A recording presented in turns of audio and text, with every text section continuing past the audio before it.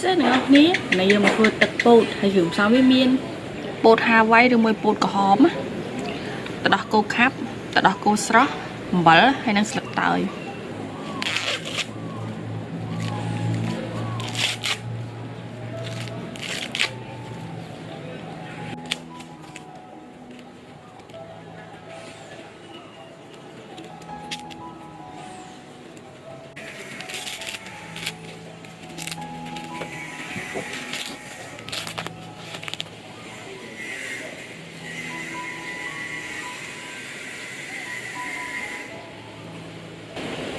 lấy dưới một cái bột dưới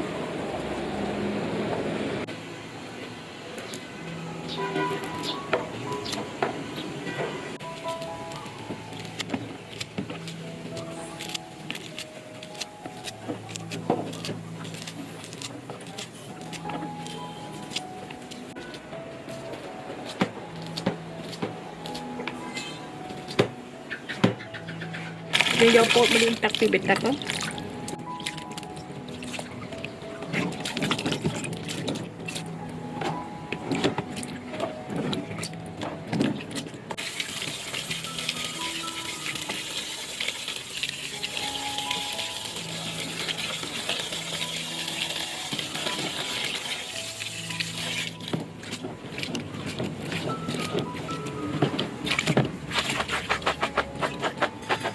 lấy vô một ngò bột dương sấn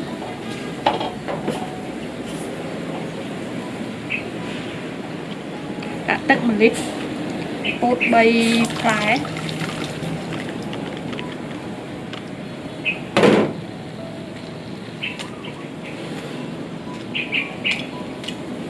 thành bần tịnh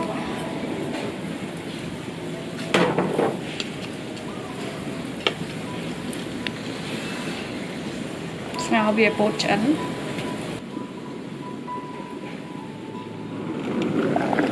bột với ngào ba đập ra một tí đó là vì chấn đó những bật lư về đấy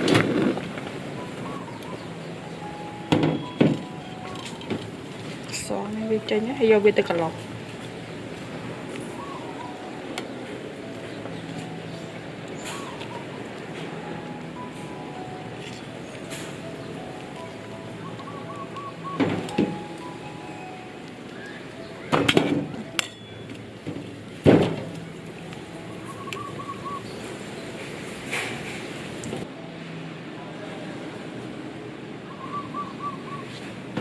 bột vô một tạc cân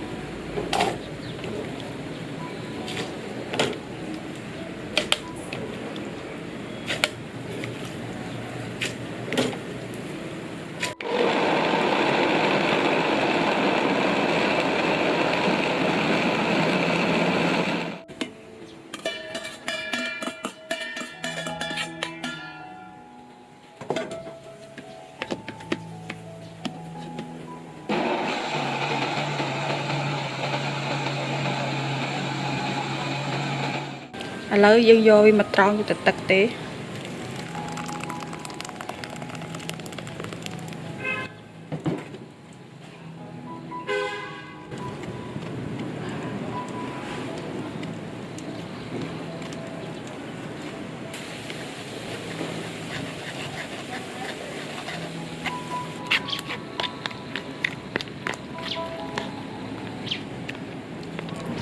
mình là so chít tật chân dân vô cái nát một phút đi mà xa thiệt đấy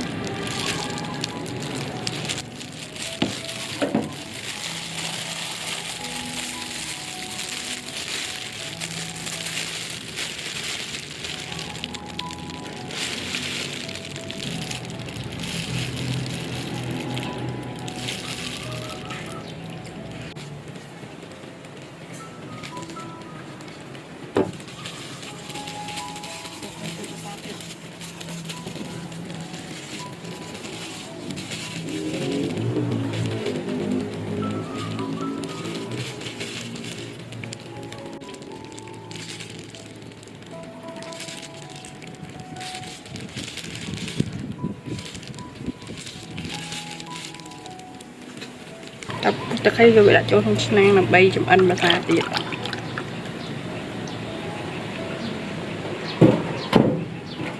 đặt ra cô sạch một cái bóng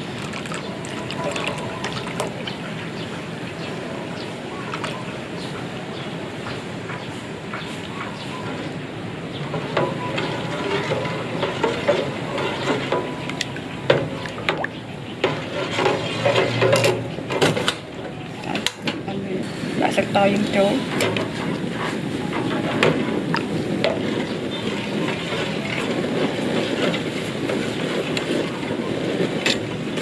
cô vì hồ đâu bị bút coi vì khỏi bát chứ nào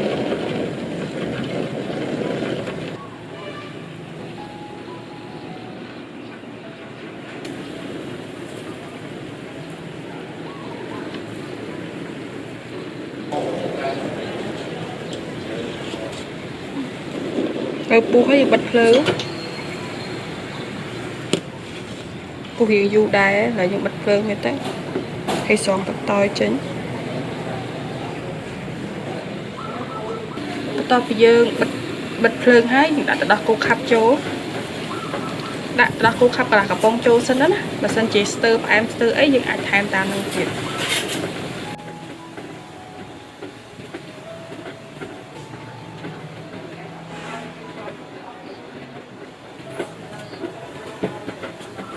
lấy những tật bộ riêng đã là xây trong tu có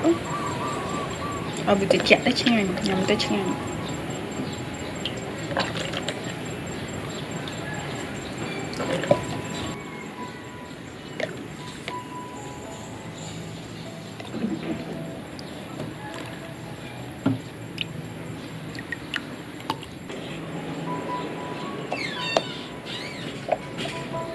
đây ha tu có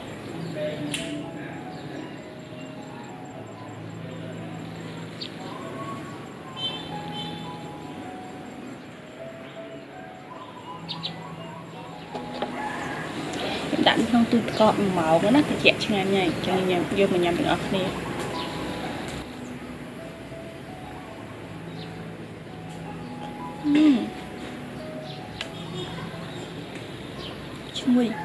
chui bột đặt câu cho anh đây để chẹt cho anh đi